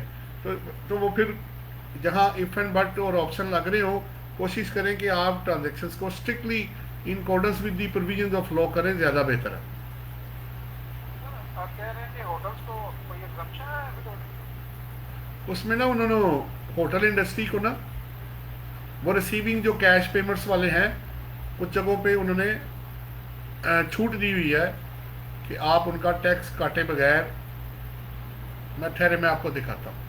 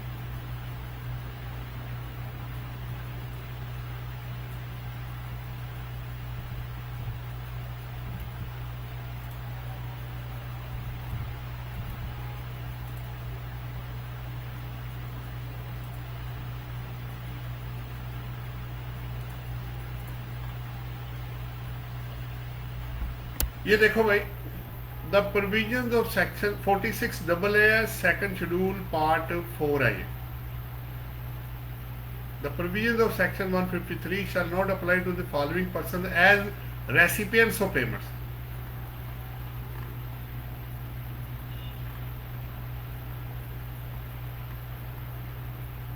ये पढ़े, hotels and restaurants receiving payments in cash for providing accommodation or food or both as the case may be। हाँ जी, नजर आ रहा है? हाँ जी सर, नजर आ रहा है। हाँ जी, 7 क्लॉज है इस सब क्लॉज है। ये 46 एक डबल ए क्लॉज है सेकंड शेड्यूल पार्ट 4 का, जिसमें उन्होंने स्पेसिफिकली कि वो रेस्टोरेंट्स जो पेमेंट्स इन कैश पर प्रोवाइडिंग अकोमोडेशन है उनको टैक्स काटे बगैर लोग पेमेंट कर सकते हैं। सर जहाँ तो उन्होंने एग्जम्पशन दे दी है तो 21 सेक्शन कंटेंट कर देगा, जहाँ वो कहता है कि आपने सेक्टर जो कैश और लेबर फी है उससे ऊपर आपने क्रॉस सेक्टर। नहीं, क्या कह रहे हैं असल में पता क्या है, ये होटल जो रेस्टोरेंट्स है ना, अब कुछ लोग, अब आप कहेंगे जी एक बंदा आपके पास रहने आया है, एक बात है, वॉक इन कस्टमर है, अगर आप उसे कहेंगे जी आप क्रॉस चेक दें, तो वो कहेगा यार मेरे पास तो ना बैंक अकाउंट है ना मैं क्रॉस चेक तुम्हें दे सकता हूं, अब मैं क्या करूं? समझ आ रही बात? ये तो हो गया एक प्रैक्टिकल लिमिटेशन जिस वजह से उन्होंने ये छूट दी।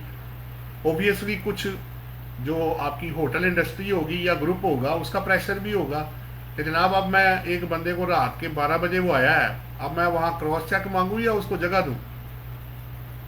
ठीक है, या एक बंदे को भूख लगी हुई है उसको मैं खाना खिलाऊं या मैं उसे कहूँ कि पहले क्रॉस चेक दोगे तो खाना मिलेगा?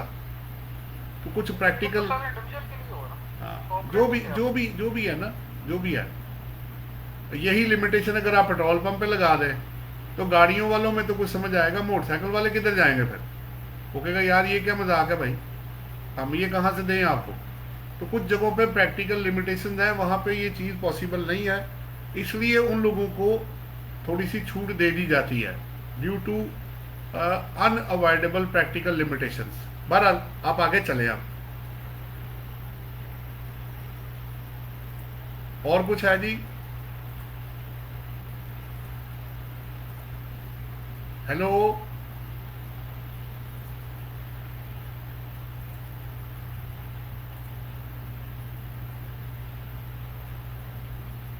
क्यों जी आवाज नहीं आ रही? सर आगे चले, क्लियर। अब 5वां देखें जी, कंट्रीब्यूशन टू अनरिकॉग्नाइज्ड फंड्स। अगर ये बात हो रही एम्प्लॉयर अगर किसी फंड में जो कि अनरिकॉग्नाइज होगा अगर वो कंट्रीब्यूट करेगा तो वो एम्प्लॉयर को एक्सपेंस अलाउ नहीं होगा। अब इसमें फंड कौन कौन से हैं जी? Provident fund, approved pension fund, approved superannuation fund and approved gratuity fund. जो इसमें पेंशन फंड है वो SECP के पास अप्रूवल होती है उसकी। बाकी जो तीनों हैं, रिकॉग्नाइज्ड प्रोविडेंट फंड, सुपरएन्यूएशन फंड और ग्रेजुएटी फंड, ये 6 शेड्यूल है आपका इनकम टैक्स ऑर्डिनेंस का, उसके अंदर कमिश्नर इनलैंड रेवेन्यू इसकी अप्रूवल देते हैं। अगर आपका फंड जो आपने बनाया है इदारे ने, उसमें अगर वो कंट्रीब्यूट करता है तो जब तक फंड आपका SECP के साथ या FBR के साथ रजिस्टर्ड अप्रूव, बेसिकली अप्रूवल उसकी नहीं होगी, रजिस्ट्रेशन तो अपनी जगह पे है, अगर उसकी रिकग्निशन नहीं होती, अप्रूवल नहीं होती, तो जो फिर एम्प्लॉयर उसमें पैसे डालेगा जिसका बेनिफिट अल्टीमेटली एम्प्लॉय को होना है, वो कंट्रीब्यूशन उस बंदे की वेस्ट हो जाएगी। ताकि लोग एक्सपेंस लेने के लिए इसलिए लिमिटेशन लगाई कि वो उसको अप्रूव और रिकग्निशन के अंदर डालें। जी जनाब, अब अगर आपका कोई सवाल हो इससे कनेक्टेड तो आप कर सकते हैं।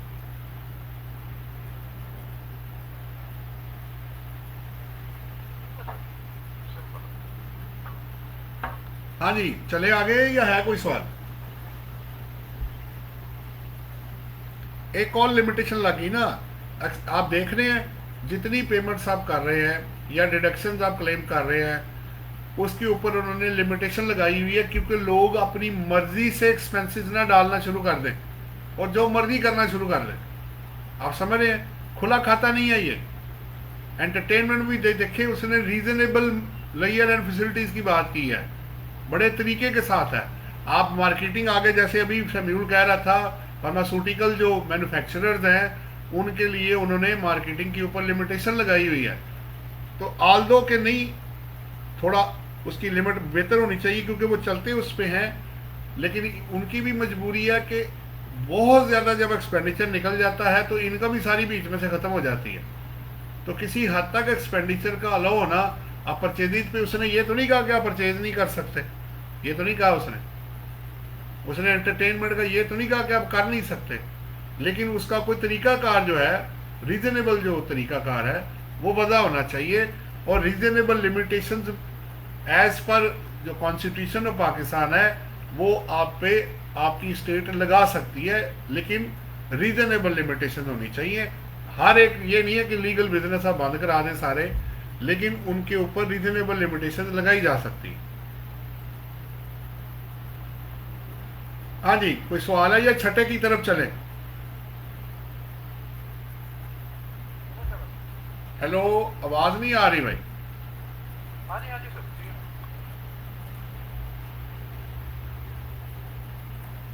ले जी, आगे चलते हैं। ये सारा कुछ कहाँ अवेलेबल है? सेक्शन 21 के अंदर।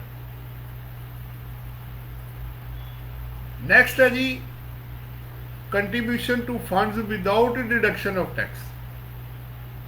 अब वो ये कह रहे हैं कि कोई भी कंट्रीब्यूशन किसी प्रोविडेंट फंड में या अदर फंड में जो बेनिफिट के लिए दिया गया है, अगर आप 149 सेक्शन में ऑब्वियसली जब आप पेमेंट करेंगे एम्प्लॉई को तो उसकी सैलरी के अंदर आएगा, ठीक है। तो जब इसमें कंट्रीब्यूशन आप करेंगे तो उसमें से जब पेमेंट होगी, any contribution without deduction of tax का आप करेंगे, जो इसमें से अल्टीमेटली पेमेंट होनी है ना एम्प्लॉई को, तो अगर आप विदाउट डिडक्शन ऑफ टैक्स के पेमेंट्स करेंगे तो तब भी आपका एक्सपेंडिचर जो होगा वो डिसअलाउ कर दिया जाएगा। आप इसको आप एक नजर देख ले, कोई सवाल है तो कर ले।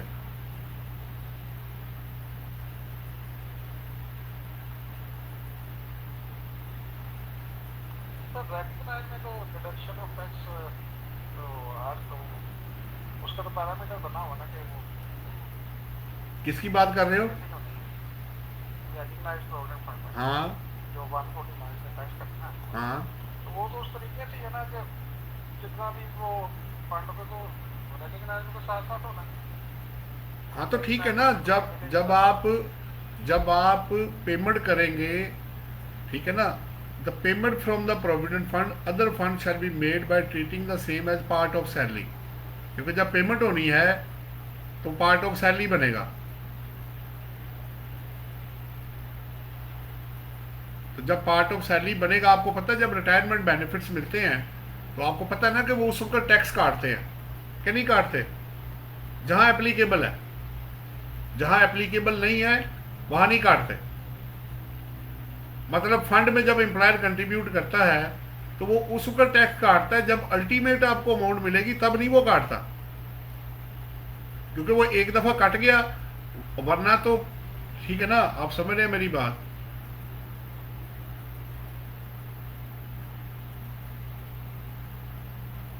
अब एम्प्लॉयर ने जब आपको पेमेंट करनी है, एक है कंट्रीब्यूशन, एक है पेमेंट, एम्प्लॉय को पेमेंट होती है, ठीक है। प्रोविडेंट फंड में लॉ ये कहता है कि जब वो कंट्रीब्यूट करेगा, अगर वो स्पेसिफाइड लिमिट से ऊपर गया तो टैक्स काट लेगा, ठीक है, उसी वक्त ही कंट्रीब्यूशन करते वक्त। जब अल्टीमेट भी आपको पेमेंट होती है रिकॉग्नाइज्ड प्रोविडेंट फंड या गवर्नमेंट प्रोविडेंट फंड से या स्टैट्यूटरी प्रोविडेंट फंड से या बोर्ड के साथ जो रजिस्टर एफबीआर ने जिसको रिकॉग्नाइज किया हो, उन फंड्स के थ्रू जब पेमेंट होती है रिकॉग्नाइज में, तो वो उस ऊपर टैक्स नहीं काटा जाता, क्योंकि उन पे या तो एग्जम्पशन है या कंट्रीब्यूशन करते वक्त टैक्स होता है। अनरिकग्नाइज में जब पेमेंट होगी उस वक्त सारे का सारा टैक्सेबल हो जाएगा। तो ये कंट्रीब्यूशन जो करनी है एम्प्लॉयर ने, ये उसकी बात हो रही है कि वो जो कंट्रीब्यूशन करेगा जब भी करते वक्त या पेमेंट करते वक्त, जब भी लॉ अप्लाई हुआ तो 149 सेक्शन में, क्योंकि सैलरी ये ज़ाहिर बात है फंड जो एम्प्लॉई के लिए बनाए गए हैं और किसके लिए है, तो बेनिफिट तो एम्प्लॉई को ही पहुंचना है, तो वो पार्ट ऑफ सैलरी बनेगा। अब या एग्जेम्प्ट होगा या पार्टली एग्जेम्प्ट होगा या फुली टैक्सेबल हो जाएगा या फुली एग्जेम्प्ट होगा।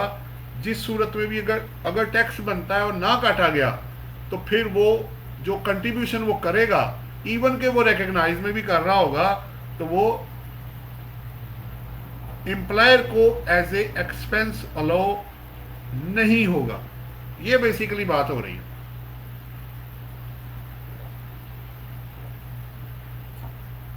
हाँ जी, एनी क्वेश्चन?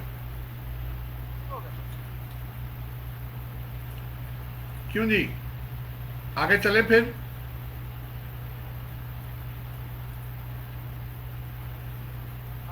आवाज नहीं आ रही भाई कोई। 7 नंबर है जी, आपके सामने है, penalty for violation of law, rule और रेगुलेशन। अगर आपने कोई कानून तोड़ा है, कोई रूल तोड़ा है, तो उस पे अगर आपको फाइन या पेनल्टी पड़ेगी तो वो आप एज ए एक्सपेंस क्लेम नहीं कर सकते, क्योंकि गलती आपने की है। जैसे अगर आपको डिफॉल्ट सरचार्ज पड़ गया, पेनल्टी पड़ गई, टैक्स तो वैसे भी आपको पता है एज ए एक्सपेंस लो नहीं होता, तो उसके अगेंस्ट डिफॉल्ट सरचार्ज अगर आपको लेट पेमेंट पे पड़ गया या पेनल्टी पड़ गई या फाइन पड़ गया।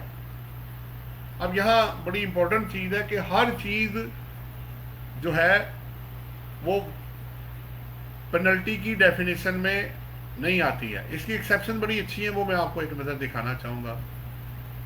ये है, अगर आपने कोई लेट पेमेंट की है लोन की, या डैमरेज पड़ा है कस्टम अथॉरिटी से, आप नहीं क्लियरेंस कर पाए, या compensation for breach of contract in ordinary course of business है, तो ये सब कुछ इस पे ना जजमेंट्स आई हुई है ट्राइब्यूनल की कि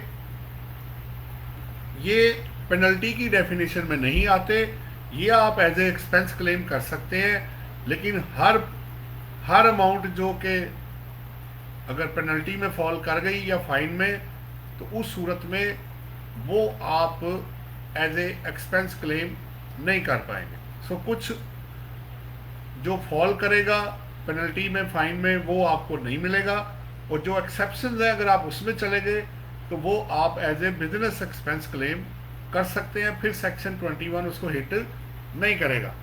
आपका कोई सवाल हो तो आप कर सकते हैं।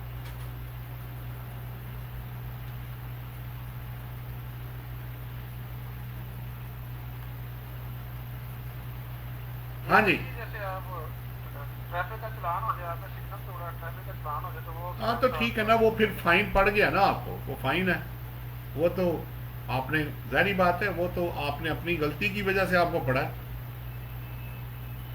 आपको नहीं। अगर वो अलो कर दें तो फिर हर रोज ही आप चलान करा के आ जाओगे जी, खर्चा तो मिल ही जाएगा, करा लेते हैं।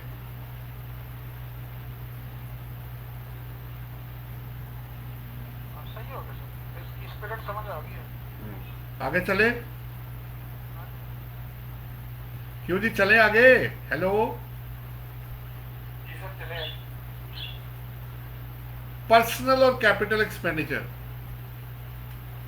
आप अपने जाती एक्सपेंडिचर या कैपिटल एक्सपेंडिचर, जाती आपके जाएंगे वेल्थ स्टेटमेंट में, यानी एनेक्सर ई में, एनेक्सर एफ है, और कैपिटल एक्सपेंडिचर आपका जाएगा बैलेंस शीट में, जैसे प्लांट एंड मशीनरी, बिल्डिंग, वो एक्सपेंडिचर जिनके बेनिफिट 1 साल से ज़्यादा हो, ठीक है, तो वो आप चार्ज करेंगे बैलेंस शीट में एसेट के तौर पे, और फिर बाद में आपको अमोर्टाइजेशन या डेप्शन अगर अलाउ करता है लॉ तो आपको मिल जाएगी। डायरेक्टली आप प्रॉफिट एंड लॉस अकाउंट को, ट्रेडिंग या मैन्युफैक्चरिंग को चार्ज नहीं कर सकते कैपिटल एक्सपेंडिचर। और पर्सनल तो आपको पता ही है, आप वेल्थ स्टेटमेंट जब बनाते हैं तो उसमें वो लिखा होता है, उसने non business, non business expenditure, non business expenditure, non business assets, non business liabilities. तो फिर बिजनेस वाली किधर है? वो बिजनेस प्रॉफिट एंड लॉस में है। जो बिजनेस के एक्सपेंडिचर है वो प्रॉफिट एंड लॉस में है, और जो पर्सनल है वो आपके एनेक्सर एफ के अंदर है। दोनों चीजें कवर्ड हो गई। कोई सवाल है तो आप कर लें। सर क्लियर है, आगे चलते हैं। 9, ये आज मैं कहता हूँ ये वाला क्लोज कर ले एटलीस्ट, फिर नया कर लेंगे। ट्रांसफर टू रिजर्व और कैपिटलाइज। मैं फटाफट जरा कवर कर लूँ, फिर अजान हो जाएगी, आपने कोई सवाल करना होगा तो कर लेना। 9 है जी आपका, अगर आप किसी रिजर्व में या अमाउंट को कैपिटलाइज कर देते हैं, अनलेस लो आपको लो ना करे, वो आप एक्सपेंडिचर क्लेम नहीं कर सकते। फिर आपने अगर मेंबर ऑफ एओपी को पेमेंट की, किस किस चीज़ की? प्रॉफिट ऑन डेट, अगर वो आपको लोन देते हैं, ब्रोकरेज कमीशन, सैलरी या अदर रेम्युनरेशन, तो वो उनका शेयर बनेगा। आप उनको तनख्वाह या ये बेनिफिट्स नहीं दे सकते। वो ड्राइंग्स करेंगे और ये एओपी को एक्सपेंस लो नहीं होगा, ये शेयर बनेगा। इस पर कुछ और बात भी, इसको डिस्करेज करने के लिए, जबकि डायरेक्टर्स को आप तनख्वाहें दे सकते हैं और लोग दे रहे हैं, तो कॉर्पोरेट सेक्टर को इनकरेज करने के लिए ये लिमिटेशन इन्होंने, प्लस उसमें उनको चांस ये था कि सारे पैसे अगर इन्होंने निकाल लिए तो फिर प्रॉफिट कहाँ से आएगा, ये भी पॉइंट इसके अंदर है। नेक्स्ट आपको छोटे वाला पहले कर देता हूँ, 11 को मैं एंड पे करूँगा। अगर आप सैलरी इस वक्त 32,000 पे है इस साल में, पिछले साल तक वो 25,000 थी, अगर आप 32,000 पे other than through cross cheque या direct transfer funds from employee bank account to उसके अकाउंट में नहीं करेंगे, तो वो सैलरी आपकी चाहे तोड़ के करें या जमा करके करें, एक महीने में एक बंदे को 32,000 पर मंथ जो सैलरी है, जो कि इस वक्त मिनिमम तनख्वाह है लेबर की, उसके बराबर तक आप कर सकते हैं। ऊपर जाएंगे तो थ्रू क्रॉस चेक होएगा या अकाउंट से अकाउंट में जाएगा। ये फार्मास्यूटिकल जो तुमने पूछा था समीउल, कि अगर मैन्युफैक्चरर ऑफ वर्ल्ड है फार्मास्यूटिकल मैन्युफैक्चरर, उनकी मार्केटिंग पे बहुत ज़्यादा एक्सपेंस है, तो उन्होंने कहा sale, promotion, advertisement and publicity 10% of turnover से ज़्यादा नहीं होगा। अगर उससे ज़्यादा हुआ तो वो आपको डिसअलो कर देंगे। 14 है लिमिटेशन ऑन कमीशन।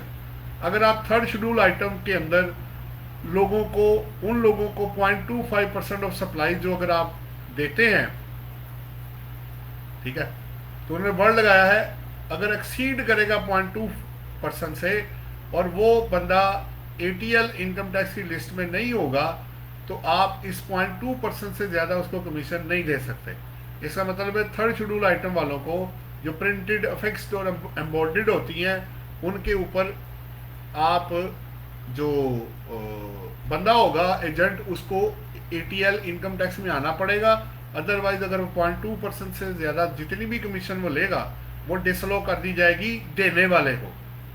आखिरी है जी सेकंड, मेरे लिए आज का ये आखिरी, और फिर वो एक जो स्किप किया है, अगर आपके पास सपोर्टिंग डॉक्यूमेंट कच्चा है या वेरीफाइबल नहीं है या वो उसको एक्सेप्ट नहीं करते, तो वो expenditure to date extent section 174(2) में डिसअलो कर दिया जाएगा।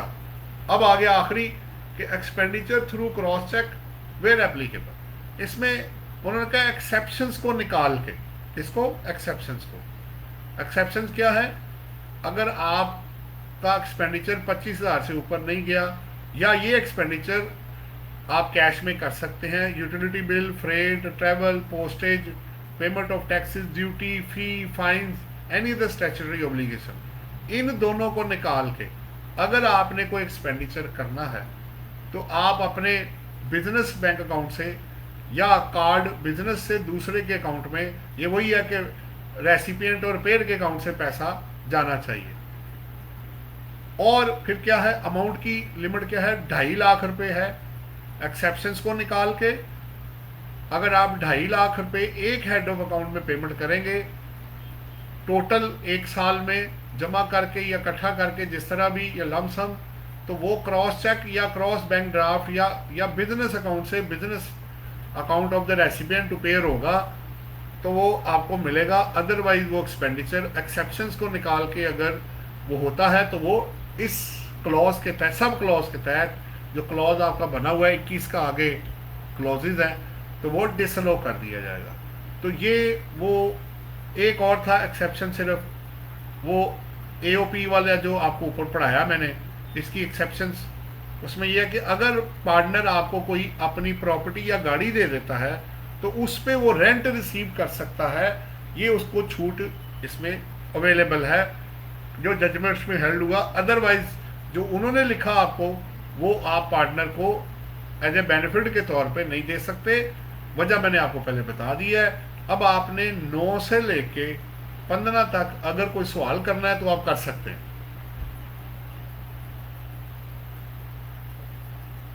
तो सर एक और जरा डिस्कस थोड़ा सा, ये 11वां number, any expenditure paid or payable हाँ। Under single head exceed 2.5 lakh रुपए हाँ। Made other than by closure, हाँ। यानी कि ये कैश खर्चे सारे जमा हो जाएंगे इसमें। आप देखें, सबसे पहले आपको ना एक लेजर के हिस्से करने पड़ेंगे। ये 25,000 से जो ज्यादा नहीं अलग कर लें, जितना मर्जी हो जाए। अगर सिंगल ट्रांजैक्शन आपकी 25 से ऊपर नहीं है, यानी आप 20,000 के अंदर 25,000 के अंदर ट्रांजैक्शन कर रहे हैं, या ये जो यूटिलिटी बिल 4 करोड़ भी होगा, कैश में दे सकते हैं। एक्चुअली उन्होंने एक्सपेंडिचर को क्रॉस वेरीफाई करने के लिए क्रॉस चेक रख दिए। तो कैश में तो कोई भी एक्सपेंडिचर डाला जा सकता है, तो क्रॉस चेक आपको पता है, एक्सेप्शंस को निकाल के और इसको निकाल के क्रॉस चेक जो है वो बैक डेट में नहीं हो सकता, वो आपको ओबियसली बैंक से ही करना पड़ेगा। और लिमिट रख दी उन्होंने 2.5 लाख रुपए की, और एक्सेप्शंस को माइनस कर दिया। बाकी अगर आप फिर भी जो बचता है वो अगर आप other than through account to account करेंगे तो वो एक्सपेंडिचर आपका इसके तहत डिसलो होगा। ये बेसिकली बात हो रही। हाँ जी, समयूल ओके है। हाँ जी, वो इसका मतलब यही बना ना कि बाकी ये बी सी को निकालने के बाद अगर फिर भी 2.5 लाख नहीं, बी एक्सक्लूजन नहीं है, बी एक्सक्लूजन नहीं है। बी तो कहता है कि आप बिजनेस अकाउंट से बिजनेस अकाउंट ऑफ दी पे ही जाएगा। हाँ जी, ये तो थ्रू चला क्रेडिट गया। कार्ड भी उसने कह दिया, वो कहता जी बिल्कुल करा दे, आप वेरीफाई करा दे हाँ, ऑफ द पेयर। अगर पेयर का बैंक अकाउंट है या क्रेडिट कार्ड भी है तब भी, या ऑनलाइन भी है, वो हमें वेरीफाई करा दे। हाँ जी, बी भी एक हिस्सा बन जाएगा ना, सी एक हिस्सा बन जाएगा। उसके बाद फिर देखेंगे कि जो 2.5 लाख से ऊपर है उसमें से भी 25-25 हज़ार की ट्रांजेक्शन निकल जाएगी, उसके अलावा जो 2.5 लाख से ऊपर बनेगा। जी ऐसे ही है, बिल्कुल ऐसे ही। कोई और सवाल है? बस ठीक होगा सर। हाँ जी, किसी और का सवाल है इससे पहले कि मैं क्लोज करूं? तो ये लिमिटेशन सारी की सारी 15 केसेस थे। ये सारे आपको जब आप एक्सपेंडिचर बुक कर रहे हो या ऑडिट करवा रहे हो या अमेंडमेंट एंड असेसमेंट हो रही हो या रेक्टिफिकेशन हो रही हो, कुछ भी हो रहा हो, आपने ये टैक्स लॉज के मुताबिक यही पॉइंट आपने प्रॉपर्टी इनकम सैलरी के अलावा बाकी हेड्स में भी आपने इसको कंसिडर करना है। ये वहाँ लिखा हुआ है, ये सिर्फ बिजनेस पे अप्लाई नहीं होता। अगर आपने कोई बंदा रखा है, उसकी तनख्वाह आप प्रॉपर्टी इनकम की कलेक्शन के लिए कर रहे हैं, तो उस पर भी लिमिटेशन 32,000 रुपये वाली लगेगी।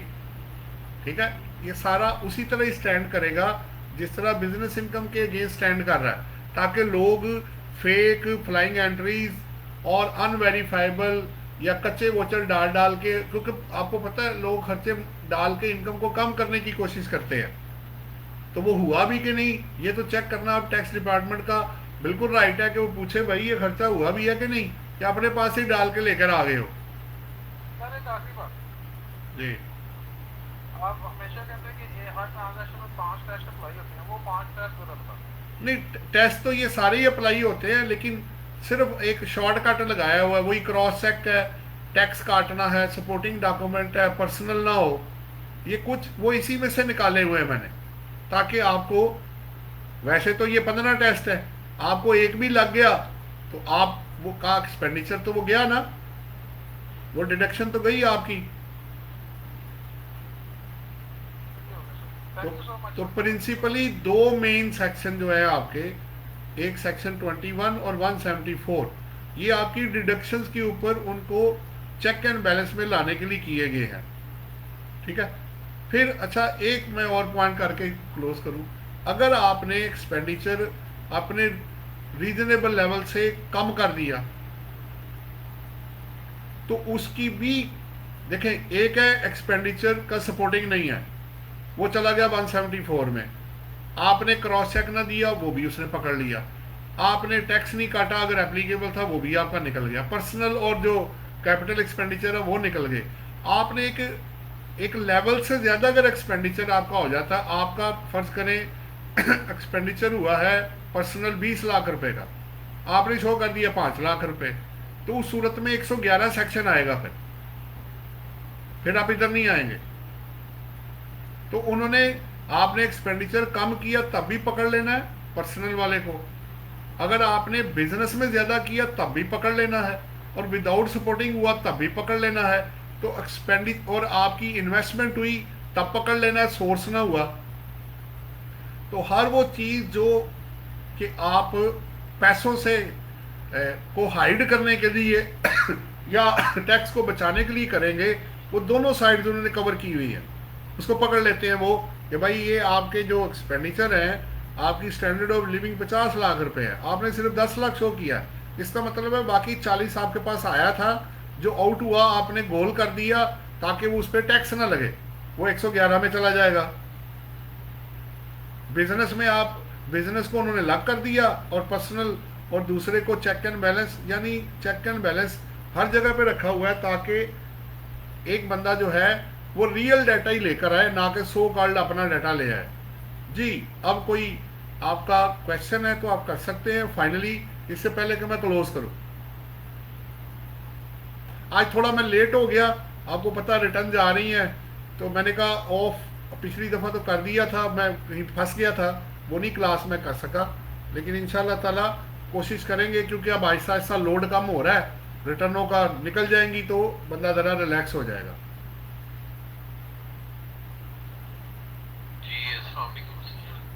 सर ऐसे है कि कुछ ना फ्रेट पे होता है कैश में, जी जैसे हम कार्टन वगैरह हमारे पास आती है, तो उसका कुछ 40, 50, 60 ऐसे करके ना फ्रेट कैश में पे होता है। हाँ, तो वो हमारा एक्सपेंस इनविजिबल हो जाएगा, इसका कोई फ्रेट का अलग सेक्शन है? देखें बात ये है, उन्होंने आपको छूट जरूर दी है, ये देखो दिखाता हूँ,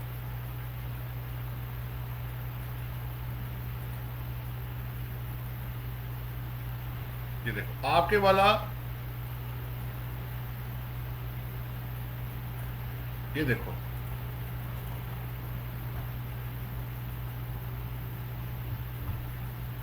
आपको मैंने रेड इसलिए कर दिया है कि फ्रेट चार्जेस और ट्रेवल फेयर जो है, ठीक है, ये आप इस हद तक तो छूट दे सकते हैं, आप कैश में कर सकते हैं, लेकिन फिर अगला सवाल ये होगा, आपके पास सपोर्टिंग डॉक्यूमेंट है, ये वाकई हुआ, आप वो आपको इधर ले जाएगा 174 में, आप वहां से तो निकल गए, यहां से तो आप निकल गए, लेकिन यहां पे आपको वो ले जाएगा, और प्लस फिर जहां टैक्स काटना है वो दूसरे क्लॉजेज में ले जाएगा ना, आपको समझ आ रही बात? यानी कि उस पर टैक्स काटना लाजमी है भाई। बात यह है कि अगर आप विद होल्डिंग एजेंट हैं फिर वही वापस आएगा, और आप पे और उसके पास एग्जम्पशन सर्टिफिकेट नहीं है, और लो आपको कोई छूट नहीं दे रहा या रिड्यूस रेट नहीं लगा रहा, तो फिर आपको टैक्स काटना पड़ेगा ना उसका। अब आप समझ रहे, कुछ चेक एंड बैलेंसेस है ना, अगर आप विद होल्डिंग एजेंट ही नहीं है तो क्यों परेशान हो रहे हैं। दूसरा, अगर आपने पेमेंट ही नहीं की तब भी कोई प्रॉब्लम नहीं है, उसके पास एग्जम्पशन सर्टिफिकेट है तब भी आप बच जाएंगे, अगर आपको लॉ में एग्जम्पशन दी गई है विद होल्डिंग से तब भी निकल जाएंगे। जहां जहां लॉ आपको फैसिलिटेट करेगा वहां वहां आप फायदा उठा लेंगे, और जहां नहीं है तो भाई फिर कंप्लायंस तो आपको करनी पड़ेगी ना। हाँ जी, कोई और सवाल हो? हाँ जी, किसी और का सवाल है, कोई आप सवाल करना चाहें इससे पहले कि मैं क्लोज करूं? ठीक है सर, क्लियर है। ठीक हो, मैं देखूं कोई और किसी का कोई क्वेश्चन है तो कर ले जी, चेक कर लें।